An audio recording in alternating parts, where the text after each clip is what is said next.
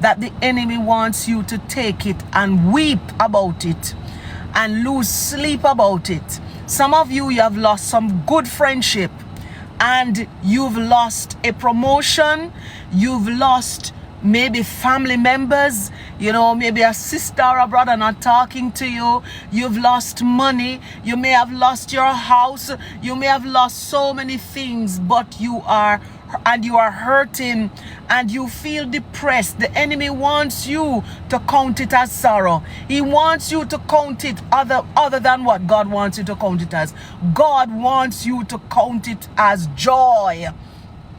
Some of you have been dropped by your best friend of many years, and you're saying, God, but this is the only friend I have. God said, count it all as joy. Count it as joy. Count it as joy.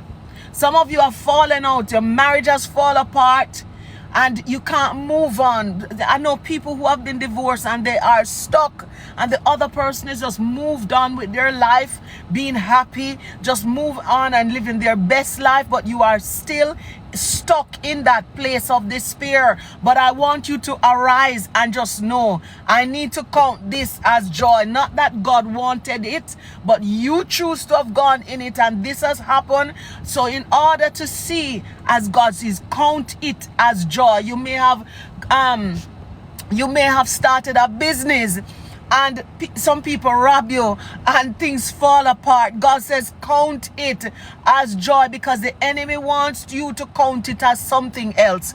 He wants you to count it as sorrow, and you get depressed, you start have anxiety, stress start reach your life, and all manner of things start happen to you to make you have body come down, as we say in Jamaica. But God is saying to you today, count it as joy. Because if you don't count it as joy, you're going to count it as something else. And that which you've counted as is going to affect your health mentally, physically, emotionally, spiritually. So it's time to count it as joy. Count it as joy. You've lost the house. Count it as joy. You know how many people was fighting over something that they lost?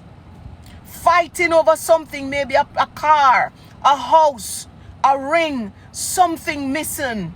Somebody stole something from them and they were in despair about it. And then this Melissa came. And Melissa washed away everything get popped down. And everybody who was fighting, everybody who took it from them or was cursing them about it, don't have access to it anymore. Hence, you must count it as joy.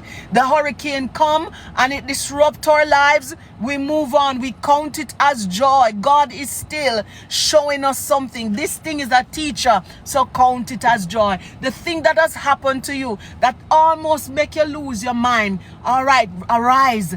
Count it as joy, because there's a lesson in it.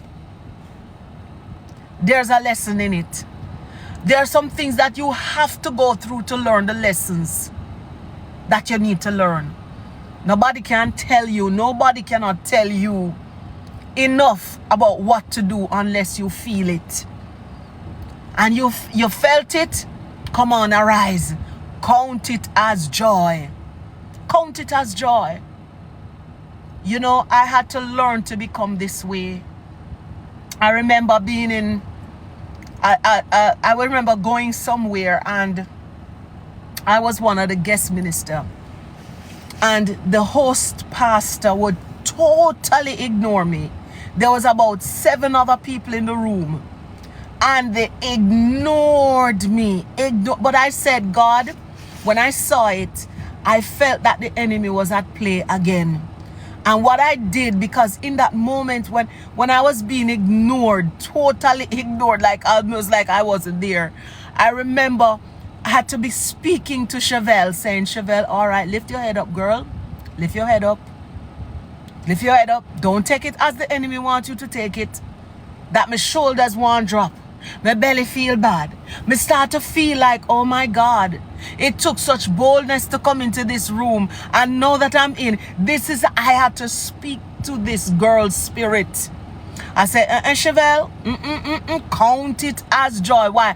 Because all things is working together for my good, because I love the Lord. all things.